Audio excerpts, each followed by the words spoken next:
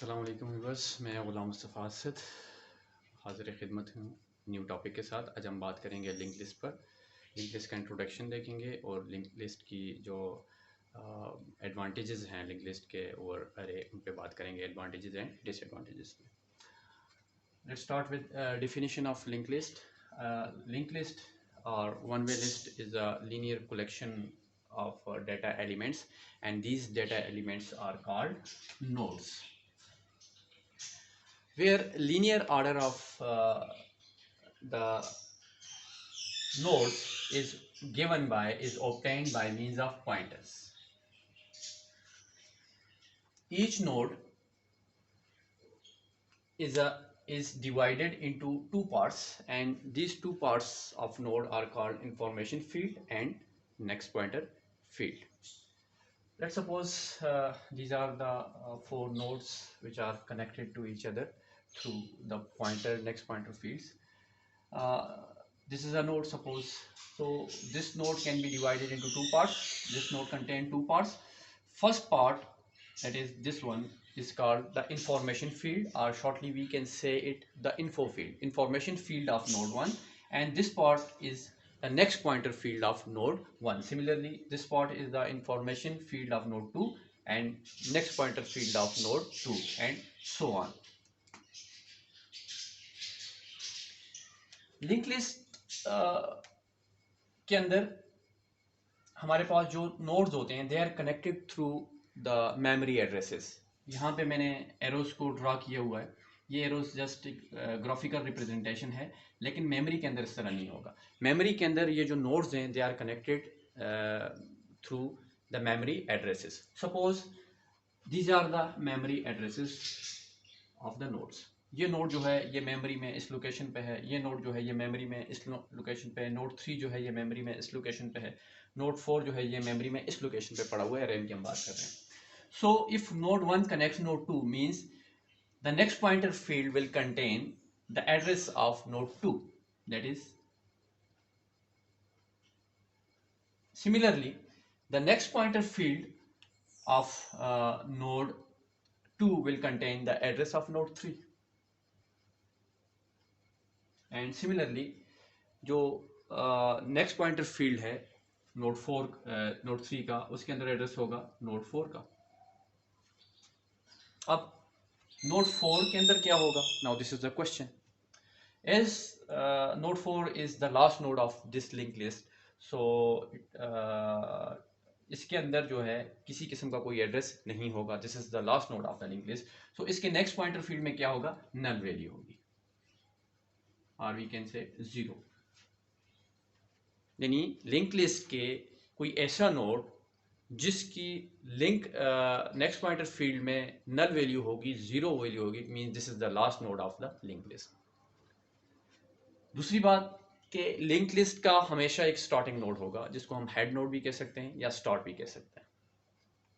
सो starting node को, now these nodes are connected to each other through the addresses. ये arrow को graphical representation थी उसको समझाने के लिए। अब ये नोड्स आपस में कनेक्टेड हैं, ठीक है। अब इस नोड का एक स्टार्टिंग नोड जो है हमारे पास, सपोज वो है हमारे पास नोड 1 जो है, this is our starting node. So एक हमारे पास स्टार्ट पॉइंटर होगा जो मैंने यहाँ पे लिखा हुआ है। This start will point out the starting node. So this is the starting node, means कि इसके पास जो एड्रेस होगा वो स्टार्ट नोड का होगा। This is the address of start node. So this is the start of link list and this is the end of link list. हमेशा link list का एक स्टार्ट होगा और हमेशा स्टार्ट ही गिवन होगा। हमें स्टार्ट गिवन होगा, स्टार्ट को यूज करते हुए हम उसका लिंक रीड करेंगे उस नोड का, और अगले नोड पे जा सकते हैं, अगले नोड का लिंक रीड करके अगले नोड पे जा सकते हैं, एंड सो ऑन। और जिस तरह हमारे पास किसी नोड के लिंक में नल आएगा, so this is the end of link list. तो ये एक लिंक लिस्ट का एक कॉन्सेप्ट था। अब इसकी कुछ एडवांटेजेस हैं लिंक लिस्ट के ओवर अरे। इसको समझने के लिए पहले हम अरे पे थोड़ी बात करते हैं। So as we know that array is a linear list of item, and these items must be stored in a contiguous memory location. Array is a special type of structure which stores special type of list which stores homogeneous data item in a contiguous memory location, means in a block of memory, in a successive memory location. ठीक है, एक consecutive एक block of memory जुड़े हुए memory cells के अंदर data को store करती है. तो सपोज करें एक अरे हमने, if we want to store 4 integer value, so we need to define an array of type integer. Array का नाम हम ए रख देते हैं और ये 4 इंटीजर वैल्यू को स्टोर करेगी, तो इसका साइज क्या आ जाएगा, 4 आ जाएगा.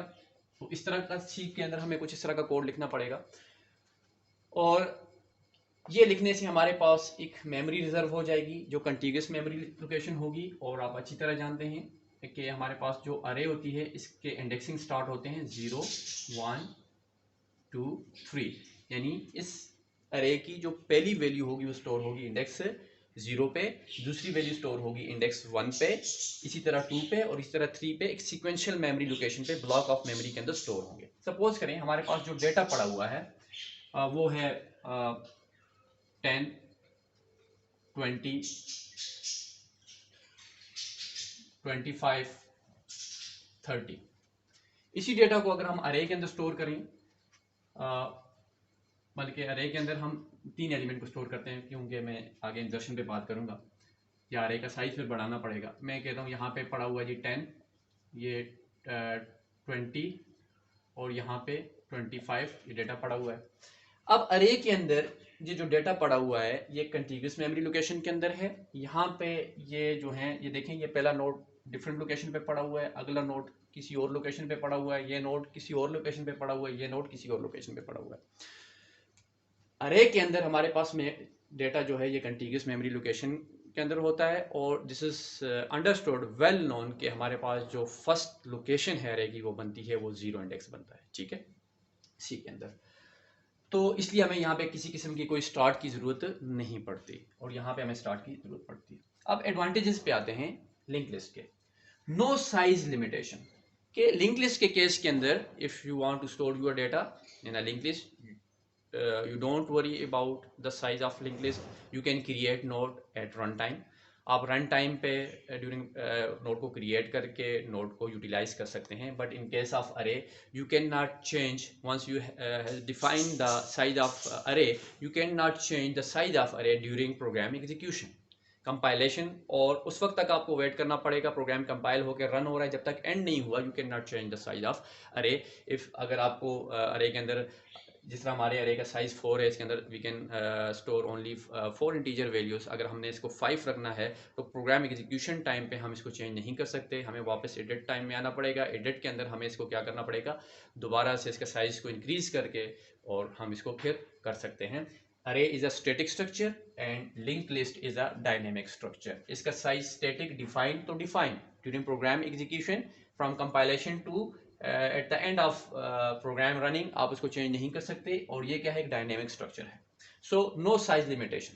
पहली बात, इजी टू ऐड और रिमूव. सपोज हमारे पास एक आइटम है, we want to store this item to our array. Item 15 है and we want to store this item at location 1, means के we want to store this between 10 and 20. So simple हमें लिखना पड़ेगा, अगर हम स्टोर करने के लिए, यानी हम सिंपल बात करें तो हम यूं कह सकते हैं कि A1 आइटम, इस तरह ये जो आइटम है यानी वेरिएबल आइटम के अंदर वो वैल्यू 15 है, वो अरे ए के इंडेक्स 1 पे स्टोर हो सकती है इस तरह. लेकिन क्या होगा अगर हम इस तरह स्टोर करेंगे, डायरेक्ट रेफरेंस देके, देखिए हम डायरेक्ट एक्सेस कर रहे हैं, रेफरेंस देके कर रहे हैं, तो क्या होगा, 20 जो है वो ओवर लॉस हो जाए, वो लॉस हो जाएगा, ओवर राइट हो जाएगा. So this is not a proper way to insert the item. This is known as insertion. कि already array के अंदर item पड़े हुए हैं और आप एक नए value insert करने जा रहे हैं किसी भी location पे, वो तो start में भी हो सकता है, दरम्यान में भी हो सकता है. तो फिर क्या करना पड़ेगा, you need to, if you want to store this item at this location, then you need to move the item upward. आपने item को upward move करना पड़ेगा one by one. इस 25 को move करना पड़ेगा towards upper bound. फिर उसके बाद इस 20 को, पहली मूवमेंट ये होगी, दूसरी मूवमेंट क्या होगी, इसको हमने मूव करना पड़ेगा इस तरफ। अब हमारी लोकेशन फ्री है और स्टेटमेंट के थ्रू हम इस आइटम को यहाँ पे कॉपी कर सकते हैं। So not easy to add item, array के केस में आइटम को ऐड करना इजी नहीं है। अब हम आते हैं लिंक लिस्ट की तरफ। अगर यही काम हमने लिंक लिस्ट के अंदर करना हुआ तो कैसा होगा? इस आइटम को हमने क्रिएट करना है। सपोज करें लोकेशन हमने दे दी है कि we want to insert this item in between node 1 and 2, ठीक है, वही सीक्वेंस हमने रखना है। तो क्या करना पड़ेगा? You just need to create a node through this code. ये कोड हमने लिखा हुआ है। ये क्या है? एक स्ट्रक्चर है। एक स्ट्रक्चर हमने डिफाइन किया। स्ट्रक्चर एक खास किस्म का हमारे पास एक टाइप है सी के अंदर के विच कैन होल्ड, जिस तरह अरे can hold the list of number of data elements of same type. लेकिन स्ट्रक्चर के अंदर क्या होगा कि हमारे पास जो डिफरेंट डेटा टाइप्स हैं उनको हम इनकेप्सुलेट कर सकते हैं एक सिंगल लोकेशन के अंदर। यानी स्ट्रक्चर के अंदर हमने एक स्ट्रक्चर डिफाइन किया, उसके अंदर हम एक इंटीजर वेरिएबल डिफाइन कर सकते हैं, इंटीजर अरे डिफाइन कर सकते हैं, करेक्टर वेरिएबल, करेक्टर अरे डिफाइन कर सकते हैं। डिफरेंट डेटा टाइप्स को इकट्ठा करके हम रख सकते हैं। तो स्ट्रक्चर हमें इस किस्म का एक अपॉर्चुनिटी प्रोवाइड करता है। तो ये हमने कहा स्ट्रक्ट नोड, यानी एक नोड क्रिएट करने जा रहे हैं। ये एक स्ट्रक्चर है। उसके अंदर हमने एक डेटा टाइप डिफाइन की INT डेटा, ठीक है, इंटीजर टाइप एक डेटा वेरिएबल डिफाइन किया। और नोड स्टेरिक नेक्स्ट, ये क्या है? ये एक वेरिएबल है जो एक पॉइंटर वेरिएबल है, एक पॉइंटर है। जिस तरह हमने अक्सर आपने पढ़ा होगा, हम PTR यूज करते होते हैं सी के अंदर। अगर आपने पढ़ा हो PTR, ये एक पॉइंटर वेरिएबल। पॉइंटर वेरिएबल क्या करता है? देखें, एक सिंपल वेरिएबल होता है। मैं लिखता हूं INTA। सो ये ए क्या करेगा? एक वैल्यू को स्टोर करेगा। मैं जब लिखता हूं INTA x, तो ये क्या करेगा? ये x कोई वेरिएबल है, इसकी जो वैल्यू है वो a में स्टोर हो जाएगी। पॉइंटर वेरिएबल क्या होता है? ये खास किस्म का वेरिएबल होता है जो यूज होता है किसी वेरिएबल के एड्रेस को स्टोर करने के लिए, किसी वेरिएबल के एड्रेस को स्टोर करने के लिए। यानी मैंने अगर इस ए को एक पॉइंटर मैंने इसको डिफाइन किया हुआ है, तो मैं जब x लिखता हूं तो x की वैल्यू यहाँ पे नहीं आएगी, यहाँ पे x का एड्रेस आएगा, ठीक है। तो ये क्या है? नोड। ये जो यानी हमने जिस तरह हमने एक इंटीजर टाइप का डेटा वेरिएबल डिफाइन किया, इसी तरह हमने नोड टाइप का एक नेक्स्ट वेरिएबल डिफाइन किया, एक पॉइंटर डिफाइन किया, ठीक है। इसकी डेटा टाइप क्या है? ये स्ट्रक्ट नोड वाली डेटा टाइप है, ये एक यूजर डिफाइंड डेटा टाइप है, ठीक है। इसके साथ हमने लिखा टाइप डिफिनीशन नोड। फिर हमने ये एक और पॉइंटर डिफाइन किया PTR टाइप PTR टाइप का। और इस PTR टाइप का एक पॉइंटर हमने डिफाइन किया P। सो इस P के through now you can access the node of the link list. इस P के थ्रू हम कह सकते हैं P न्यू डेटा। इस तरह हम ये P पॉइंटर है, P क्या है? एक पॉइंटर है। इसके थ्रू हम न्यू डेटा को स्टोर कर सकते हैं। इसी तरह हम इस P के थ्रू, ये फिर अलग एक बहस बन जाती है, मैं इस पे आना नहीं चाह रहा, जस्ट एक बताना चाह रहा था कि ये आपका हमारा जो नोड है ये इस तरह क्रिएट होता है सी के अंदर, ठीक है। इसी के थ्रू आप जो है किसी नोड की वैल्यू को एक्सेस कर सकते हैं। इसी के थ्रू आप किसी नोड के इस P के थ्रू, इस पॉइंटर P के थ्रू आप किसी नोड की जो लिंक है उसको एक्सेस कर सकते हैं। ये जो टाइप डेफ है इसको आप सर्च भी कर सकते हैं। ये कैसी चीज़ है? टाइप डेफिनेशन, यानी किसी चीज़ को हम अपनी मर्जी से डिफाइन करते हैं। सपोज करें जिस तरह हमें अगर एक प्रोग्राम के अंदर बार बार लिखना पड़ता है INT short A, INT short B, INT short C, तो मैं मेन से ऊपर ही मैं लिख देता हूँ टाइप डेफ INT शॉर्ट लिख देता हूँ फॉर एग्जांपल X, ठीक है। अब इस x को जहां पे मैं यूज करूंगा तो उस वेरिएबल को, यानी मुझे ये पूरा सेंटेंस लिखने की बजाय कि INT शॉर्ट, ये लिखने के बजाय मैं सिर्फ लिखूंगा XA, XB, XC, तो ये उसी तरह है कि INT short A, INT short B, INT short C, ठीक है। तो ये एक स्ट्रक्चर हमने, यानी ये जो हमारे पास ये जो स्ट्रक्चर है इसके थ्रू हम सी के अंदर एक नोड क्रिएट कर सकते हैं। अब हमने क्या किया? एक नोड क्रिएट किया, ठीक है। नोड क्रिएट करने के बाद हमने क्या किया? इस आइटम को इस नोड के इंफॉर्मेशन फील्ड के अंदर स्टोर किया। और इंफॉर्मेशन फील्ड के अंदर स्टोर करने के बाद we want to insert it here inside between node A and node 2। तो क्या करना पड़ेगा? नोड A के पास ऑलरेडी एक एड्रेस है, वो हम स्टोर कर लेंगे इसके नेक्स्ट पॉइंटर फील्ड में। पहले हमें ये काम करना पड़ेगा। अगर हम डायरेक्ट इसके एड्रेस इसको देंगे तो ये एड्रेस ओवरराइट हो जाएगा, ये नोड तो इसको कनेक्ट करेगा, लेकिन इसके पास जो अगले नोड का एड्रेस था वो हम लॉस कर जाएंगे। तो ये इंजर्शन हमें इस तरह करनी होती है। जब हम इंजर्शन एल्गोरिदम पे आएंगे फिर ये बातें डिस्कस करेंगे। अभी हमने एड्रेस दे दिया, now this node is pointing out this node, और इस नोड का भी अपना कोई एड्रेस होगा। सपोज करें इसका एड्रेस है 7000, इसका एड्रेस हमने यहां पे दे दिया 7000, ठीक है। अब अगर हम देखें, पहले ये आपस में इस तरह कनेक्टेड थे, अब क्या है, ये कनेक्ट कर रहा है इसको और ये नोड कनेक्ट कर रहा है इस नोड को।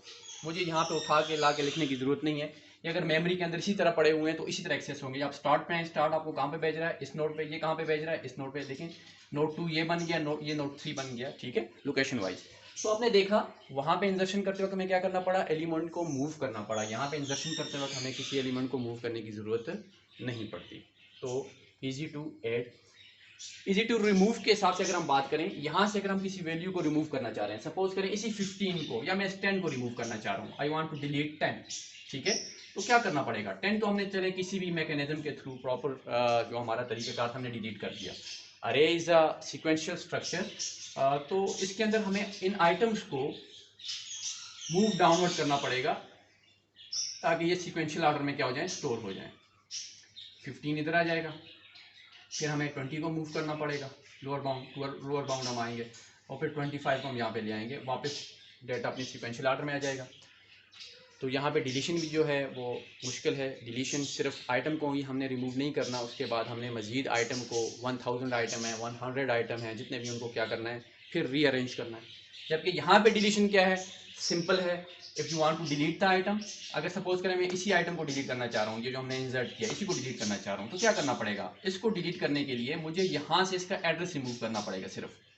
आप इसके पास आते हैं, अब इसके पास कोई एड्रेस नहीं है, ये डिलीटेड है, लेकिन मजीद ये आइटम भी, ये नोड भी किसी नोड को आगे क्या कर रहा है, कनेक्ट कर रहा है, तो इसका एड्रेस हमें यहाँ पे लिखना पड़ेगा वापस ये। अब आप देखें, भले ये एरो इस तरह हो, मैं यहाँ पे आता हूँ, ये मुझे कहाँ पे भेज रहा है, यहाँ पे, क्योंकि ये इसके पास इसका एड्रेस है, ये आगे मूव करवा रहा है, ये आगे मूव करवा रहा है, ये कह रहा है ये and, this is the end of link list.